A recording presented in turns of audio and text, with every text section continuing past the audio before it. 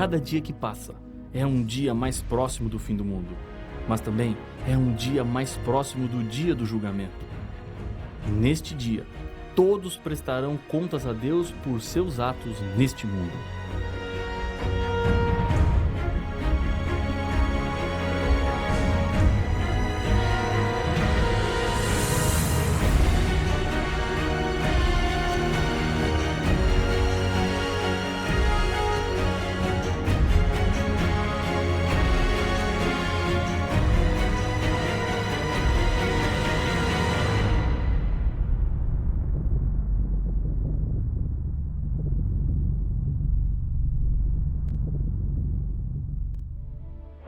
No dia 27 de março de 2011, saiu o resultado de um julgamento que causou grande repercussão no Brasil.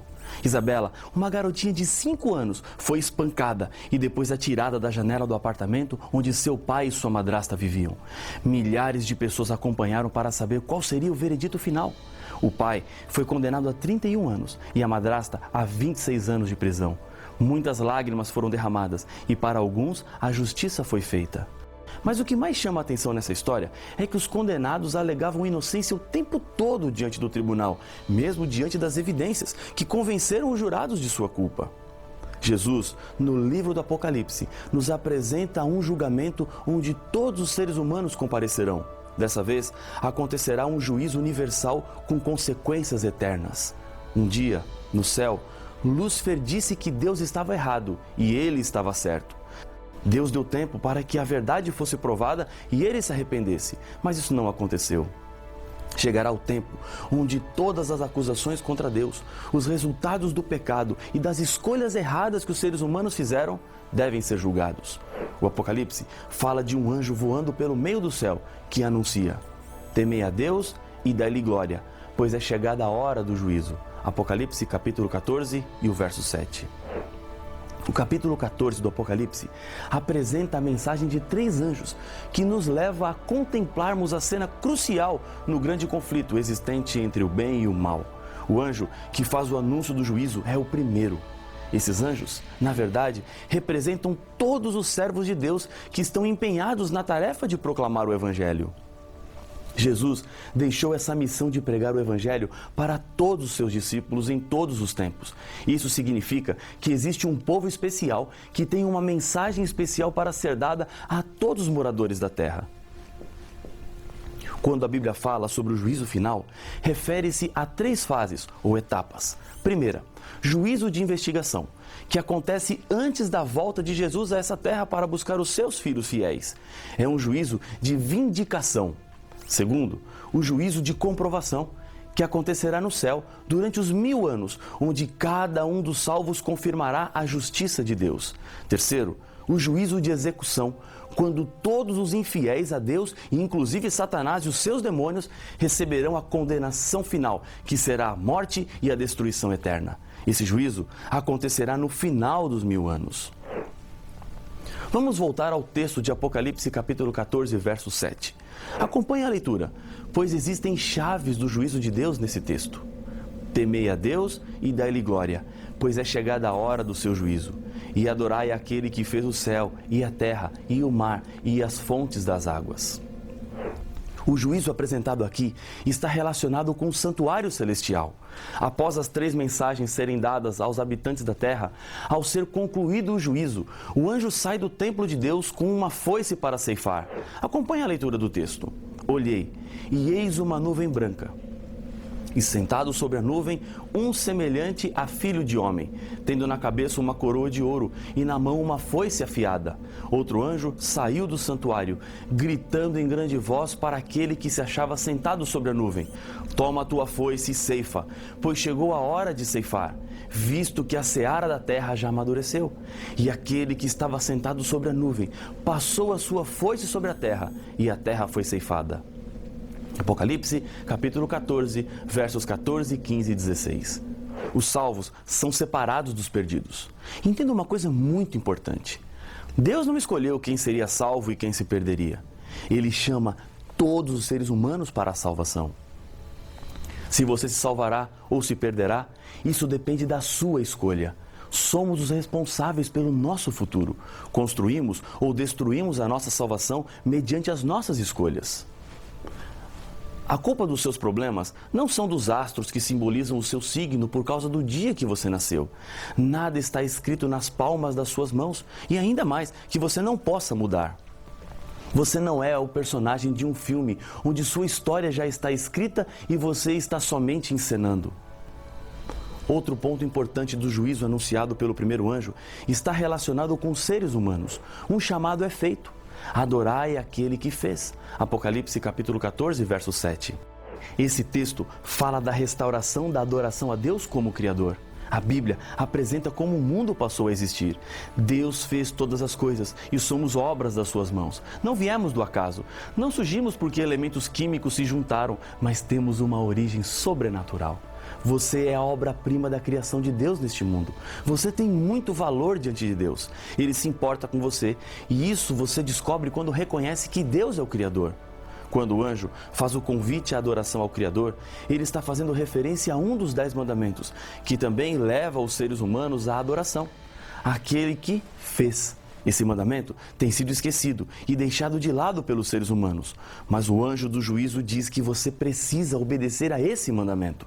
O mandamento diz o seguinte: lembra-te do dia de sábado para o santificar. 6 dias trabalharás e farás toda a tua obra, mas o 7º dia é o sábado do Senhor, teu Deus. Não farás nenhum trabalho, nem tu, nem o teu filho, nem a tua filha, nem o teu servo, nem a tua serva, nem o teu animal, nem o forasteiro das tuas portas para dentro. Porque em 6 dias fez o Senhor os céus e a terra, o mar e tudo que neles há, e ao 7º dia descansou. Por isso o Senhor abençoou o dia de sábado e o santificou. Êxodo capítulo 20, versos 8 a 11. O sábado tem uma razão. Deus é o Criador. Quando eu decido obedecer ao sábado, estou reconhecendo que Deus fez todas as coisas. Adoração tem a ver com respeito e obediência. Não resta dúvida nenhuma. Todos os seres humanos, para serem salvos, são chamados à obediência dos 10 mandamentos. E nesse texto, especificamente, o sábado. No santuário terrestre, aconteciam 3 tipos diferentes de sacrifícios. O primeiro era o contínuo, todos os dias, 2 vezes por dia, para o benefício de todo o povo, representando Cristo que também morreu por todos os seres humanos. O segundo eram as ofertas individuais. Era o perdão dos pecados especificamente daquele que trazia a sua oferta. Nesse tipo de oferta, deveria haver derramamento de sangue. Em Hebreus, capítulo 9, verso 22, a Bíblia nos diz que sem derramamento de sangue não há perdão. O terceiro acontecia no dia da expiação, quando o santuário era purificado de todos os pecados recebidos no último ano. Os serviços também podiam ser divididos em 2. O primeiro era o serviço diário, que acontecia no pátio e no lugar santo do santuário. O segundo era o serviço anual, que era realizado no lugar santíssimo, somente um dia no ano, no dia da expiação. O pecador, nos dias do Antigo Testamento, deveria comparecer no santuário para que obtivesse o perdão dos seus pecados. Acompanhe a descrição que a Bíblia faz. Se qualquer pessoa do povo da terra pecar por ignorância, por fazer alguma das coisas que o Senhor ordenou se não fizessem e se tornar culpada, ou se o pecado em que ela caiu lhe for notificado, trará por sua oferta uma cabra sem defeito, pelo pecado que cometeu, e porá a mão sobre a cabeça da oferta pelo pecado e a imolará no lugar do holocausto. Então, o sacerdote, com o dedo, tomará do sangue da oferta e o porá sobre os chifres do altar do holocausto. E todo o restante do sangue derramará à base do altar. Levítico, capítulo 4, versos 27 a 30. Colocar a mão sobre a cabeça representa simbolicamente a transferência da culpa do pecado do pecador para o animal, que traz consigo a consequência da morte. Esses eram apenas símbolos que não tinham valor em si mesmo, mas representavam o sangue de Jesus. Quando você olha uma rosa vermelha através de um vidro vermelho, ela parecerá branca. Quando Deus olha para os nossos pecados vermelhos, através do sacrifício de Jesus Cristo, eles parecem brancos como a neve. Primeiro, Jesus nos amou. Depois nos lavou com o sangue de Cristo. Muitos pensam que primeiro terão que limpar-se de seus pecados e depois alcançarão o amor de Deus. Isso é um erro. aquele que nos ama e pelo seu sangue nos libertou dos nossos pecados, diz Apocalipse capítulo 1, verso 5.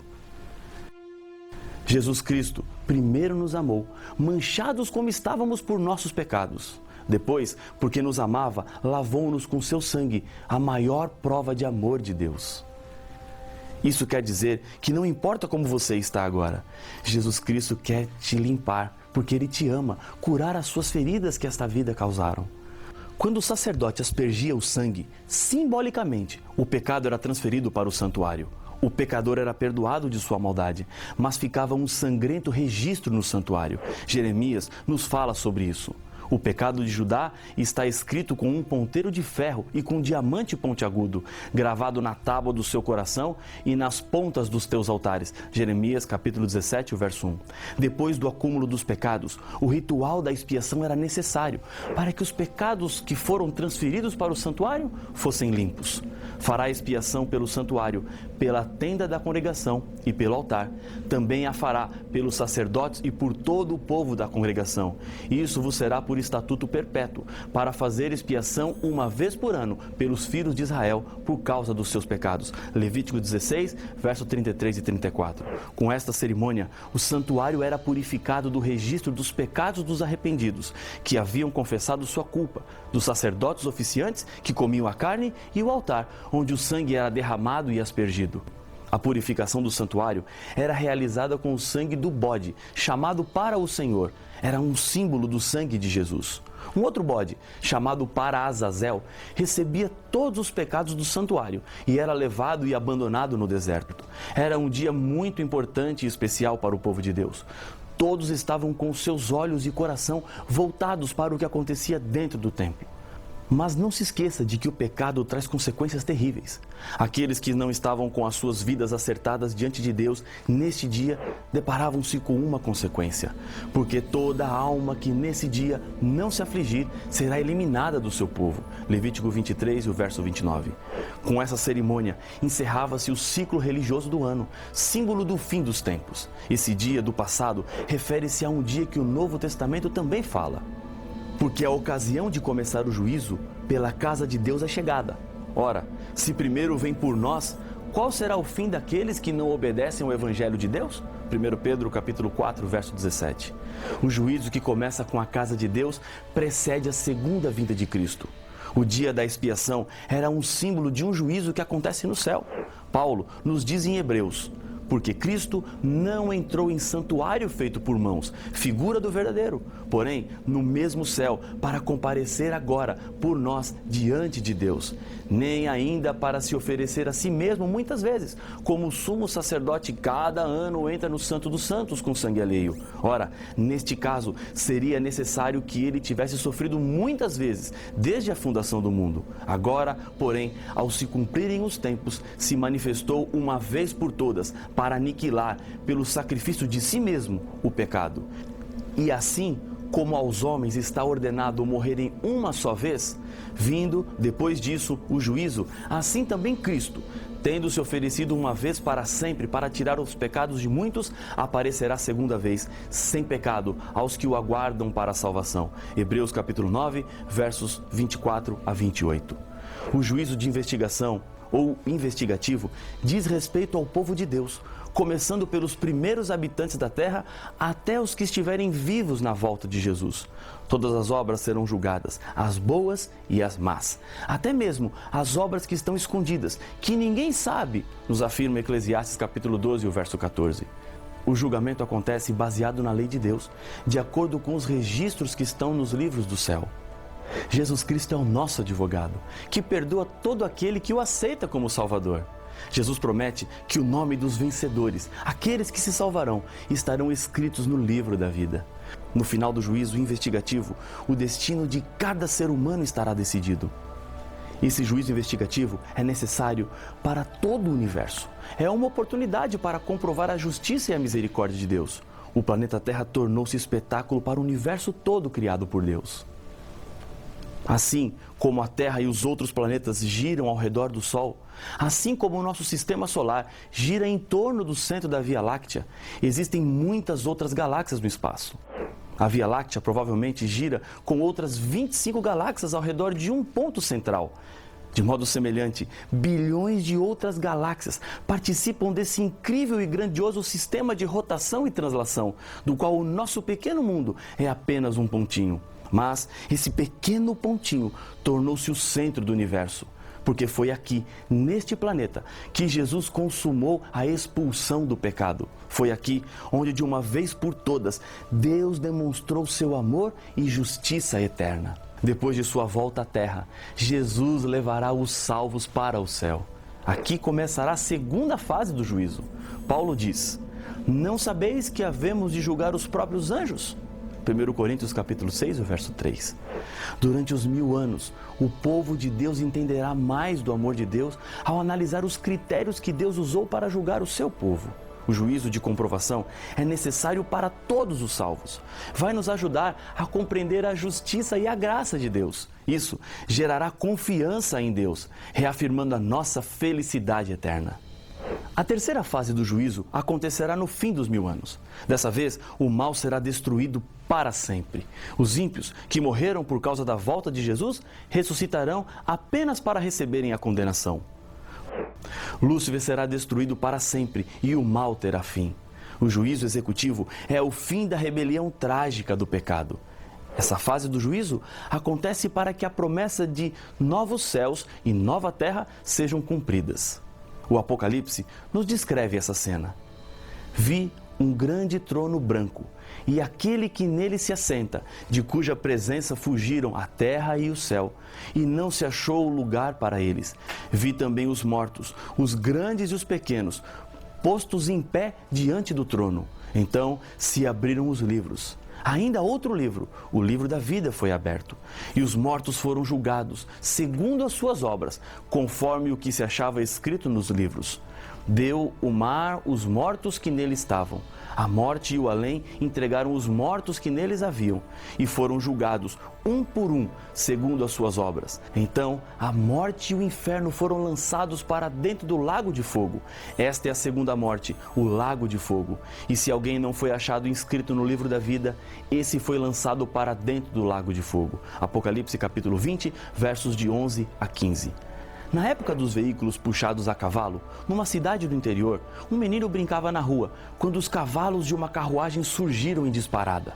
Os animais enlouquecidos corriam e a carruagem movia-se em grande velocidade, completamente desgovernada, indo em direção da criança que brincava despreocupada.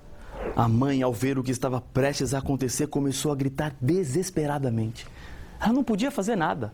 Um jovem que estava passando jogou a sua pasta de lado e com firmeza se jogou no meio dos cavalos e segurou as rédeas até que eles parassem. Ele ficou completamente machucado, mas o garoto estava salvo. 20 anos mais tarde, um jovem enfrentava um julgamento por graves crimes que havia cometido. No momento em que o juiz ia ditar a sentença, o jovem lutava mentalmente para lembrar-se de onde ele conhecia o juiz. Ele lembrou-se. No momento em que o juiz já estava começando a falar, seu rosto mudou, de angustiado para esperançoso, quando perguntou: doutor, não foi o senhor que um dia arriscou a sua vida lançando-se no meio de uns cavalos desgovernados que puxavam uma carruagem que passaria por cima de um garoto? Sim, respondeu o juiz. Trago cicatrizes no peito, nos braços e nas pernas. Elas são lembranças daquele dia. Veja, doutor, eu sou aquele menino que o senhor salvou há 20 anos. Já que o senhor me salvou uma vez, por favor, salve-me outra vez. Após alguns instantes em silêncio, o juiz respondeu: naquele dia fui seu salvador, mas hoje sou o seu juiz. Por causa da sua conduta, devo condená-lo.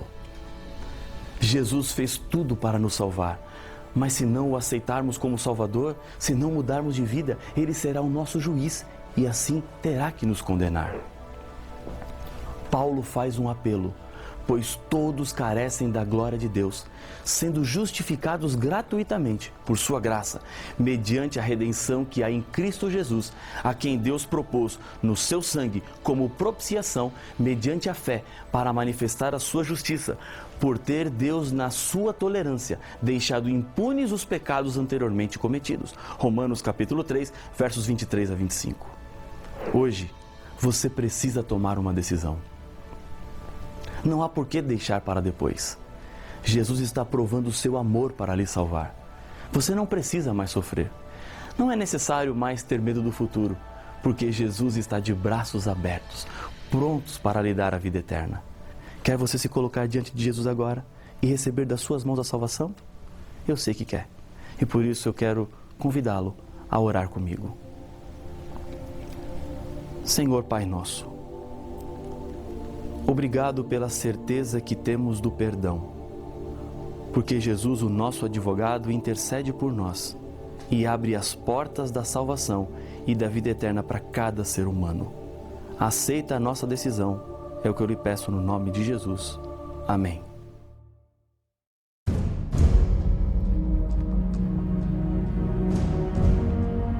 Tu, porém, Daniel, encerra as palavras e sela o livro, até ao tempo do fim. Muitos o esquadrinharão, e o saber se multiplicará. Daniel capítulo 12, o verso 4. Em 1844, aconteceu um desapontamento desses cristãos que entenderam o período da profecia, mas não o evento certo. Esse não foi o primeiro desapontamento que o povo de Deus passou. Houve outro maior, o desapontamento da cruz. Mas que desapontamento foi esse de 1844? Talvez o mais importante. Qual foi o desapontamento da cruz? Para estas e outras perguntas, a resposta está no próximo episódio de Apocalipse, o fim revelado.